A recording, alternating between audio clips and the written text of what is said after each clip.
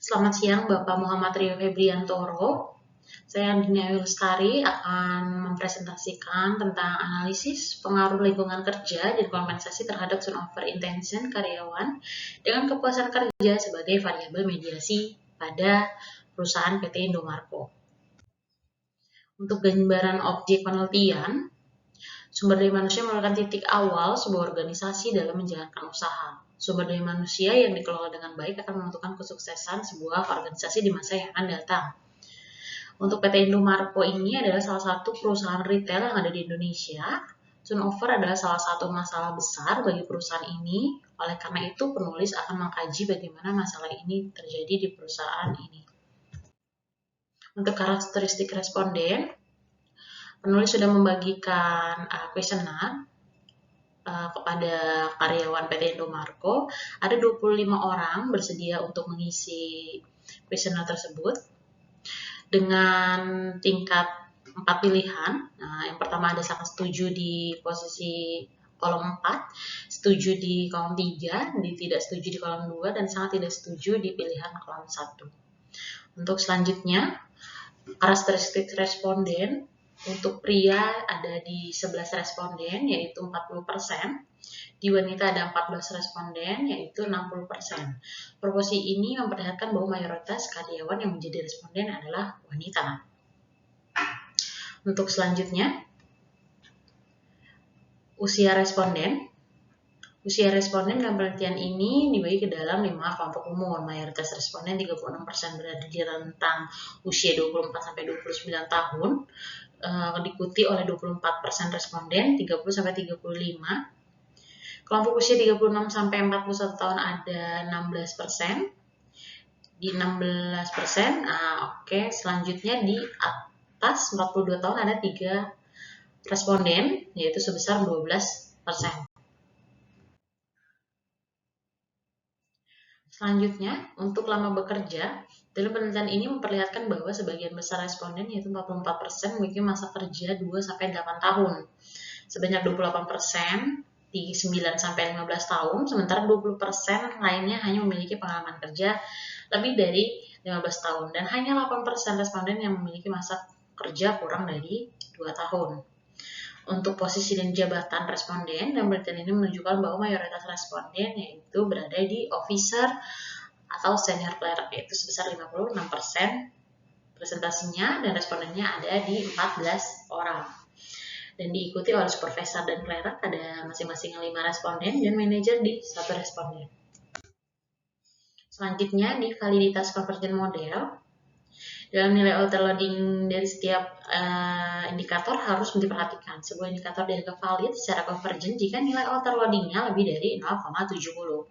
Nah, untuk di sini sudah dilakukan pembaruan, yaitu ada beberapa yang penulis hapus untuk validitas convergent model ini, yaitu di kompensasi ketiga,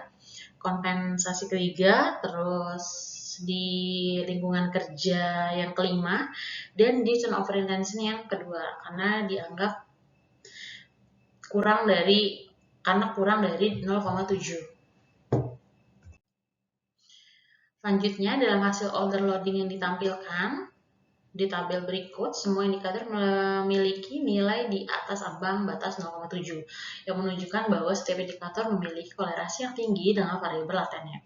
Hal ini mengindikasikan bahwa konstruk lingkungan kerja, kompensasi, kepuasan kerja, dan turnover telah diukur dengan valid karena setiap indikator memiliki kemampuan yang memadai dalam merefleksikan konstruk.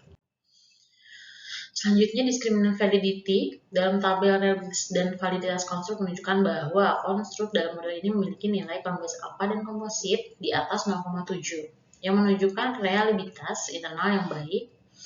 AV untuk setiap konstruk juga melebihi 0,5, yang mendukung validitas konvergen dan menunjukkan bahwa konstruk mampu menjelaskan lebih dari setengah variansi dari indikator-indikatornya.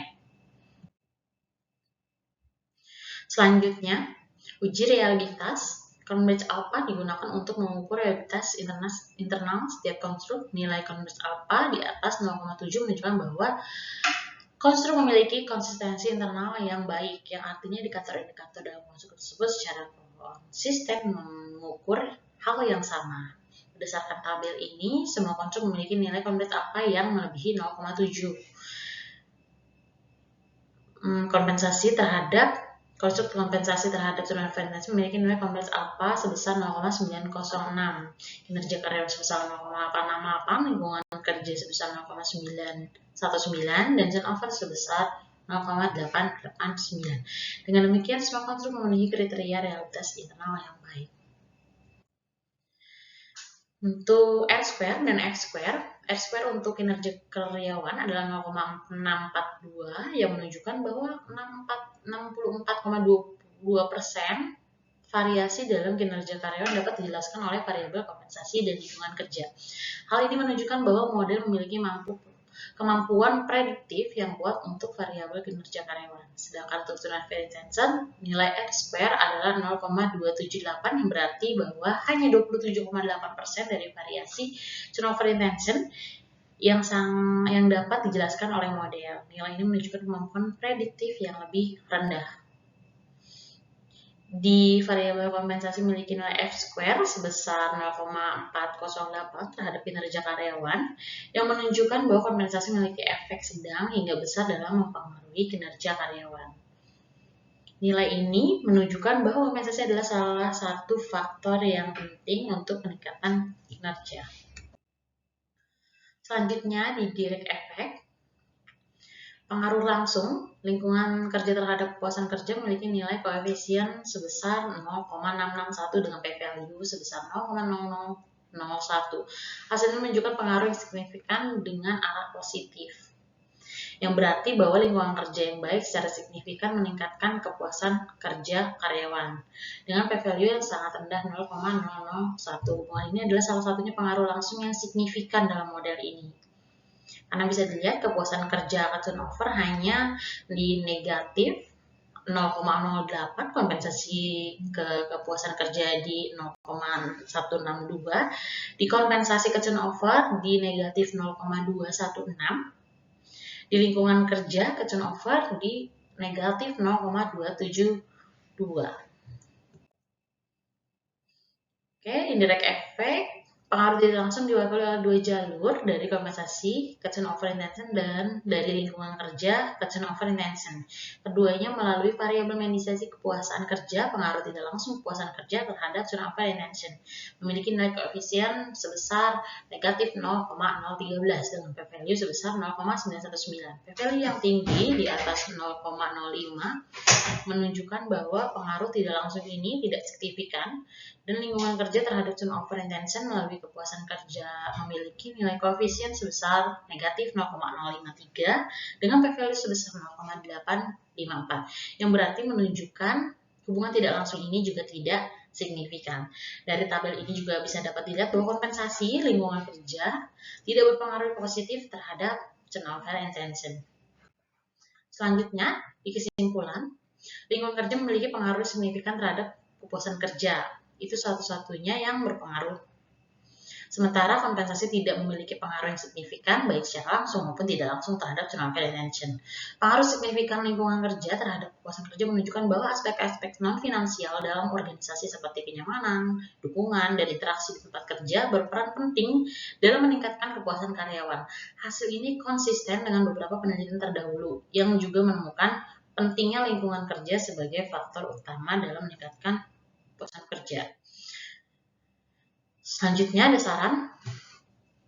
Berdasarkan hasil penelitian ini, bagi praktisi manajemen sumber daya manusia, khususnya di organisasi yang ingin meningkatkan retensi karyawan dan kepuasan kerja, disarankan untuk lebih fokus pada penciptaan lingkungan kerja yang nyaman dan mendukung. Aspek seperti budaya kerja yang positif, kesempatan berinteraksi, dan ruang kerja yang nyaman dapat memberikan dampak yang signifikan terhadap kepuasan kerja karyawan. Sementara itu, meskipun kompensasi tidak